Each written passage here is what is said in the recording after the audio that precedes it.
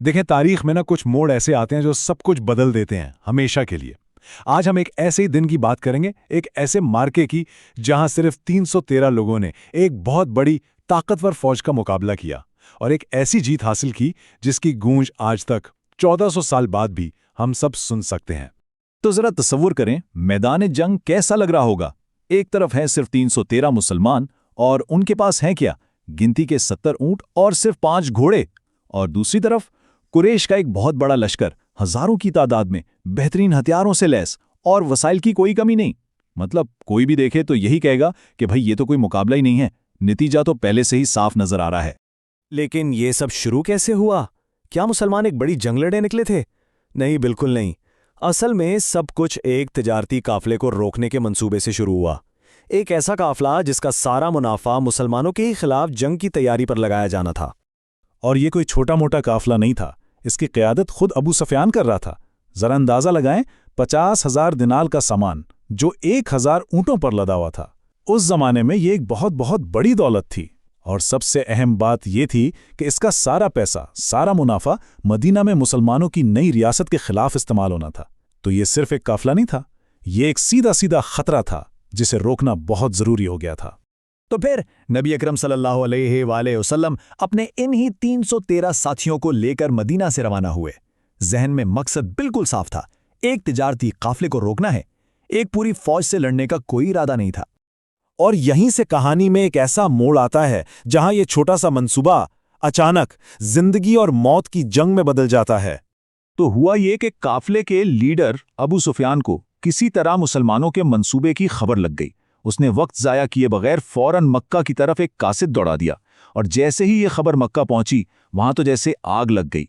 कुरैश ने इसे अपनी दौलत और अपनी इज्जत पर हमला समझा और फौरन एक बहुत बड़ी फौज तैयार कर ली।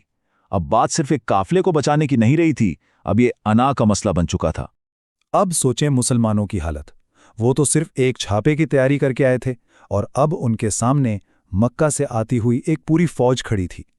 एक ऐसी फौज जो तादाद में उनसे 3 गुना ज्यादा थी और हथियारों में कहीं बेहतर। ये वो लम्हा था जहां किसी की भी हिम्मत टूट सकती थी।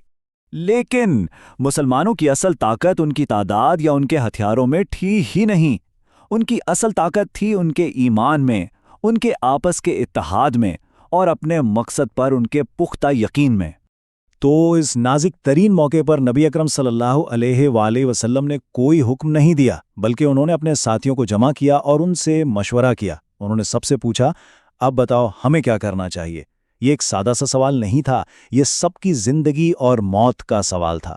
सबसे पहले मुहाजिरीन, यानी वो लोग जो मक्का से हिजरत करके आए थे, उनकी तरफ से हजरत मिकदाद खड़े हुए और उन्होंने जो कहा वो तारीख में अमर हो गया।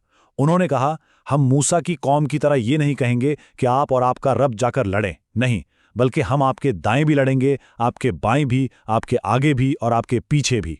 ये सिर्फ अल्फाज नहीं थे, एक पक्का वादा था, एक गैर मुतजलसिल अहद।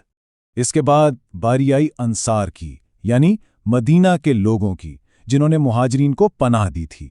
उनके सरदार साद बिन मुआज उठे और उन्होंने भी अपनी मुकम्मल वफादारी का ऐलान कर दिया।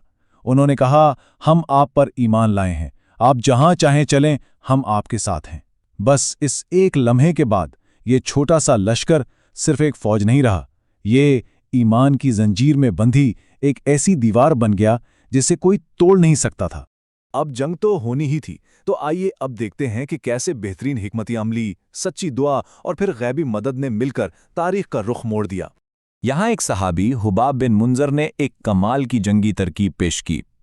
उन्होंने मशवरा दिया कि हम आगे बढ़कर दुश्मन के करीब वाले कुओं पर कब्जा कर लेते हैं, अपना पानी एक जगह जमा कर लेते हैं और बाकी सारे कुओं को रेत से भर देते हैं। इस एक चाल ने, इस एक हिकमत अमली ने कुरैश की फौज को उनकी सबसे बड़ी जरूरत यानी पानी से महरूम कर दिया। जंग की शुरुआत हुई रिवायती तरीके से, यानी दोनों तरफ के बहादुरों के 1-on-1 मुकाबलों से। मुसलमानों की तरफ से हजरत हमजा, हजरत अली और हजरत उबैदा आगे बढ़े और उन्होंने कुरैश के 3 सबसे बड़े सरदारों को देखते ही देखते शिकस्त दे दी। ये सिर्फ 3 लोगों की जीत नहीं थी, ये एक बहुत बड़ी नफसियाती जीत थी। इसने शुरू में ही कुरैश के हौसले तोड़ कर रख दिए। एक तरफ तो ये फौजी हिकमत अमली चल रही थी, लेकिन इस जंग का एक और बहुत गहरा रूहानी पहलू भी था।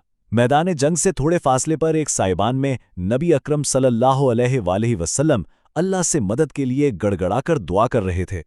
और फिर वो लम्हा आया, वो एक लम्हा जिसने जंग का नक्शा ही बदल कर रख दिया। एक ऐसा लम्हा जिसे आज भी एक मौजज़ा माना जाता है।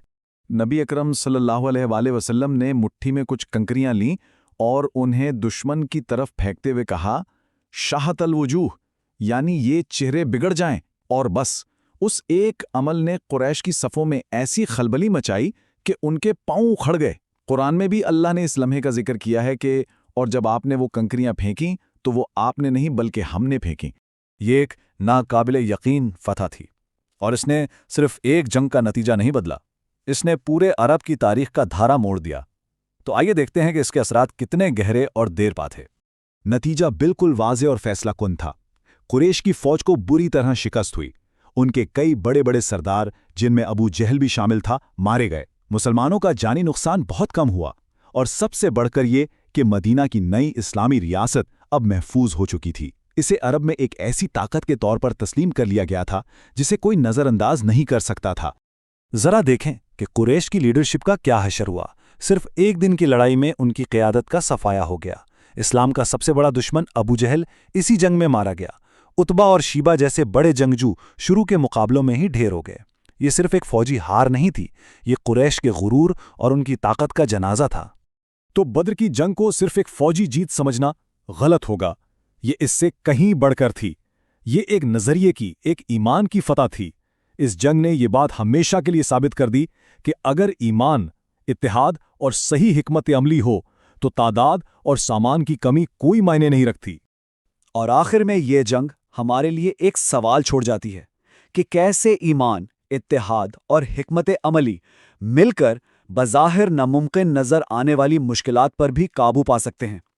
ये एक ऐसा सबक है जो सिर्फ तारीख का हिस्सा नहीं बल्कि हर दौर और हर ज़माने के लिए है।